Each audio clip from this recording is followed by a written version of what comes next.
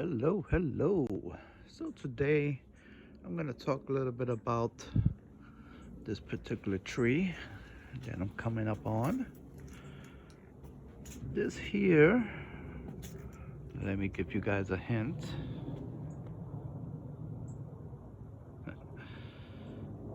Let me show you some of the blooms. Oops, almost bust my booty. All right, so this here is a peach tree. And it's a low chill peach. And it's growing here in Orlando, Florida, Zone 9B. And today I was just going to talk a little bit about my experience with growing low chill peaches here in Orlando, Florida. This tree is five years, maybe 6 years old. Okay, so my take on it. First couple years until it got established, it was a little slow, but once it got established, this thing went bonkers. I actually had to cut it back year before last, the winter before last.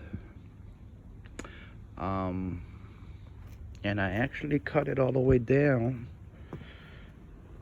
to right here. I cut it down. This is all new. All of this up here is all new canopy. And before I cut it back, it was actually almost this height. And it didn't do much. She came back aggressive and grew right back. So you're gonna have to cut this tree back every year or two if you want to control its size. That's one thing, because it still hasn't grown. Come spring, this thing is gonna shoot up more. So you will want to give it space. You will want to be prepared to prune.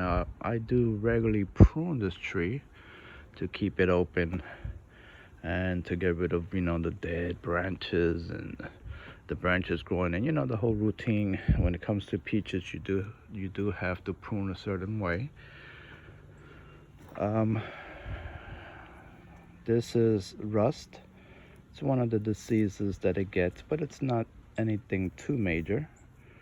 It usually gets it before the leaf drop, and that's fine because this tree does drop its leaves in winter anyway.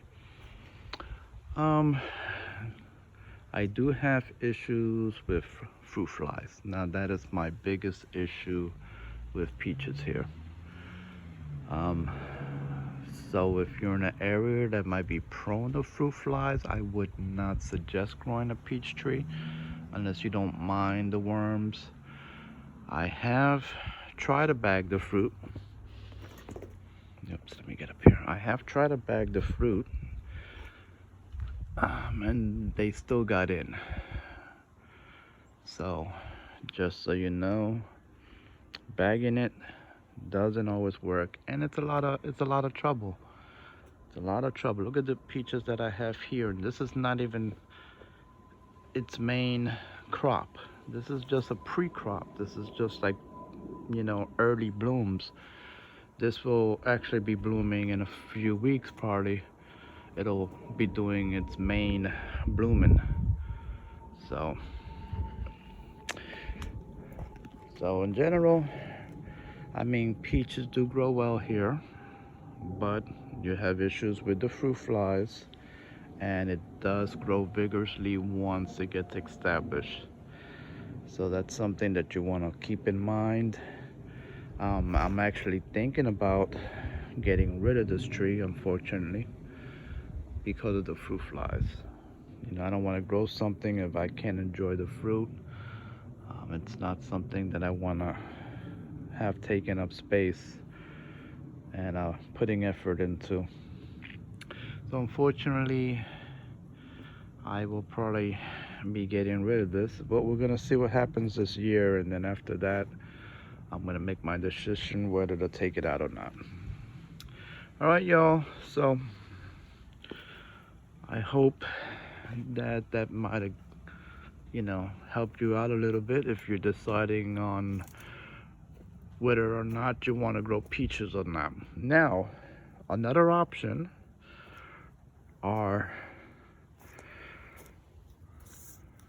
let's see what this is. This is the nectarine. Nectarine plums are another option.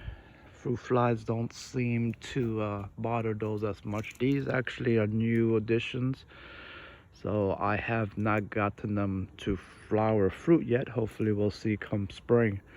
I do have, come with me, follow me.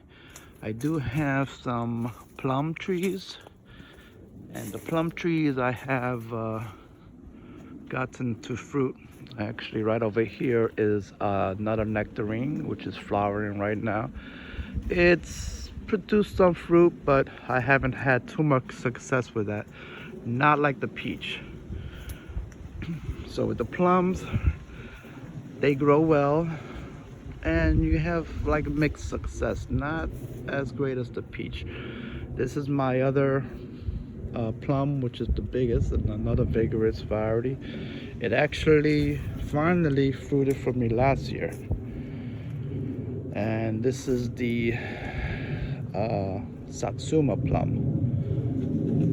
So it actually produced some fruit. I got another smaller one to help with cross pollination that's growing over here, and the other one, which is very productive, which I do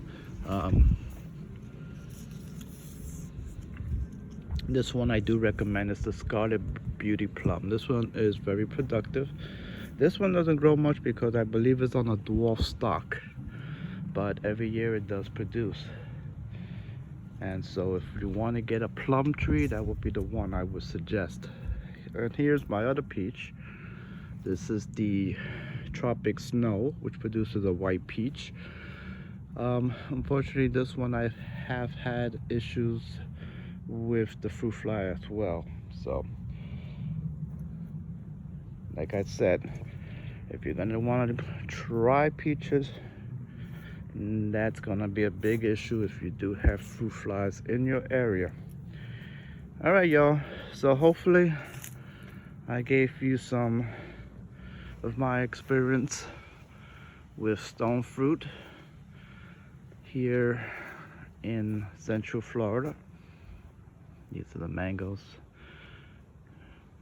and hopefully that'll help you decide whether you want to grow stone fruit or not. All right, guys, take it easy. Orlando Backyard Gardener signing off here in Orlando, Florida, Zone 9B. Bye-bye.